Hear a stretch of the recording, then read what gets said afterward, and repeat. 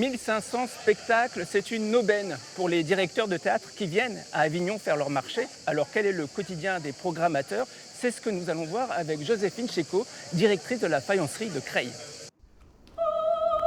C'est un véritable marathon pour Joséphine Chéco. Arrivée à Avignon depuis 10 jours, elle enchaîne les spectacles à la recherche de coups de cœur pour la programmation 2024-2025 de la faïencerie.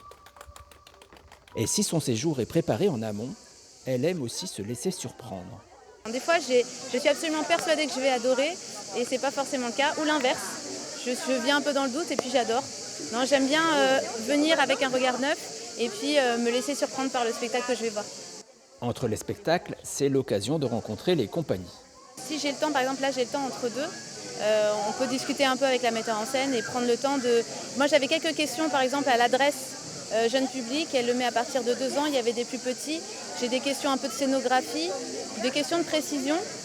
Et donc à partir de là, oui, on peut prendre ce temps-là. L'occasion aussi d'échanger avec d'autres professionnels. Ce jour-là, avec sa responsable festival pour ados, elle rencontrait le directeur du Totem, salle tournée vers la programmation jeune public. Il y a un super spectacle sur les capsules Joséphine Chaffin, compagnie Superlune. Avec, on a mangé avec elle. Okay. Ouais. En fait, on fait un échange par rapport à son projet et par rapport au projet de la faïencerie, ce qu'on défend sur les ados, pour voir s'il y a une jonction possible entre nos deux projets, celui tout à fait au nord, celui à peu près au sud, pour voir comment on peut faire des circuits et des circulations, ou bien d'artistes ou bien de spectateurs. Je suis intéressé de connaître la façon dont ils travaillent, d'avoir leur retour. Ils ont quand même la capacité d'avoir une personne qui est vraiment en charge uniquement de ces questions-là. C'est une chance, c'est rare. 3 spectacles dans la matinée, 1 heure pour déjeuner, l'occasion d'échanger avec une partie de l'équipe de la faïencerie. Ils sont 7 présents à Avignon. Alors c'est un spectacle à partir de 18 mois qui est en bifrontal. Si les personnes de l'équipe ont vu les spectacles, c'est beaucoup plus simple d'en parler et de le défendre et puis d'aller chercher des publics spécifiques. Mais aussi, moi, ça m'enrichit dans les échanges.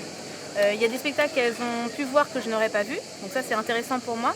Mais aussi des spectacles où j'ai des doutes, on va confronter nos points de vue et du coup ça va enrichir aussi le choix de la programmation. 4 spectacles sont encore prévus dans l'après-midi pour Joséphine Chéco. En tout, l'équipe de la faïencerie verra près de 200 pièces à Avignon cette année. Alors vous l'avez vu, de grandes salles viennent ici chercher des spectacles, mais il y a aussi des petites salles qui accueillent moins de public, qui viennent ici à Avignon pour faire leur programmation, et ça on en parle avec Sandrine Lebrun. Sandrine Lebrun, bonjour, vous êtes directrice du Préau de Saint-Riquier, un café-théâtre. Oui. Quand vous venez ici à Avignon, vous cherchez des compagnies, vous avez des contraintes. On cherche d'abord des spectacles qui vont dans notre ligne de programmation. C'est-à-dire que nous, on est plutôt une salle identifiée comme une salle d'humour, on a un vrai café-théâtre. Donc déjà, on a la contrainte du contenu, et ensuite, on a des contraintes plus économiques. On a une petite salle indépendante, on a 125 places. Donc on cherche ce qu'on appelle des petites formes. On va être entre 1 et 3 artistes maximum, 4 certaines fois, mais c'est plutôt rare. Et au-delà, économiquement, c'est plus possible pour nous. Donc on a vraiment ces 2 contraintes de recherche de spectacle. Et quelle est votre méthode pour rechercher ces compagnies pour votre programmation? Quand on arrive à Avignon, on a la Bible du spectateur d'Avignon. Donc c'est un catalogue qu'on reçoit en début de saison qui comporte 1500 spectacles d'Avignon. Et on cherche par théâtre. On sait que certains théâtres programment de l'humour, d'autres de la danse, d'autres de l'international. Donc on va vraiment se focaliser sur les théâtres. On sait qu'on va trouver des spectacles qui vont nous correspondre. Et vous vous laissez surprendre aussi par ce qui se passe dans les rues d'Avignon. Ça c'est très important. Quand on vient à Avignon, il y a ces milliers de comédiens qui jouent, qui dans la rue viennent vous voir, vous tractent. Et donc, il faut se laisser séduire par peut-être un spectacle qu'on n'aurait pas repéré dans le catalogue. Et on va être séduit par un comédien, une histoire, une proposition. Et ça, c'est important aussi de le faire. C'est vraiment le jeu d'Avignon. Pour venir nous voir, sinon on va faire ça tout le temps. Vous aurez vu combien de spectacles à l'issue du festival? Je ne sais pas, 80, je pense, à peu près, quelque chose comme ça. Mais en un mois, donc ça va. D'habitude, c'est en une dizaine de jours, donc c'est un peu plus compliqué. S'il fait très chaud, quand même. On se quitte avec un extrait d'une petite histoire de l'humanité à travers celle de la patate par la compagnie lilloise Sens Ascensionnel. Le peuple ne veut pas manger de patates parce que les curés leur répètent à longueur de journée que c'est un fruit du diable, que ce n'est pas dans la Bible et blablabli et blablabla.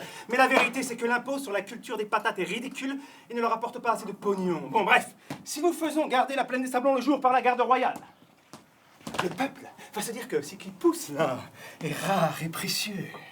Et quand la garde royale s'en ira le soir, le peuple viendra voler tout ce qui pousse dedans.